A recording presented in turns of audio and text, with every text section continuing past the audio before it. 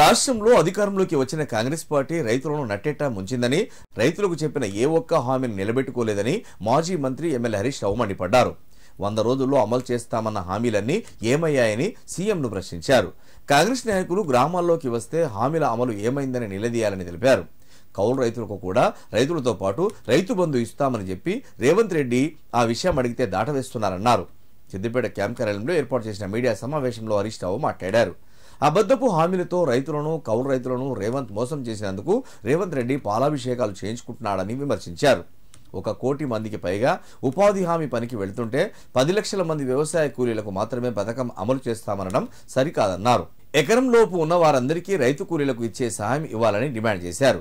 మట్టి పనికి పోయే వారందరికీ 12,000 సాయం చేయాల్సిందే అన్నారు. రుణమాఫీ కాని వారు కొంతమంది రైతులు నన్ను కలిసి ఆవేదన వ్యక్తం చేశారని, వారికి ఏం సమాధానం చెప్తారని సీఎంను ప్రశ్నించారు. కౌలు రైతులకు కూడా ఇస్తా అన్నాడు.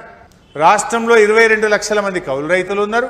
వ్యవసాయం చేసే రైతుకు ఇస్తాం, రైతుకి ఇస్తున్నామని కౌలు రైతుకు ఎగబెట్టాం, కౌలు రైతుకి ఇస్తున్నామని రైతుకు ఎగబెట్టాం, ఇద్దరికి కూడా రైతు బంధు ఇస్తా అని మాట్లాడిండు రేవంత్ రెడ్డి. ఇప్పుడు ఏమైపోయింది? కౌలు రైతులకు ఎందుకు ఇస్తలేవు అని నేను అడుగుతా ఉన్నా. ఆనాడు కౌలు రైతుల కోసం పెద్దగా నోరు తెరిచిన రేవంత్ రెడ్డి ఇవాళ నోరు మూగబోతున్నది. కౌలు రైతుల గురించి విలేకరులు ప్రశ్నిస్తే రేవంత్ రెడ్డి తలకాయ కిందికేసుకుంటున్నాడు, నోరు మూసుకుంటున్నాడు. వ్యవసాయ మంత్రి ఏమో వాళ్ళిద్దరు చూసుకోవాలి, మాకు సంబంధం లేదంటుండు. మరి ఎలక్షన్ల ముందు ఏమన్నారు?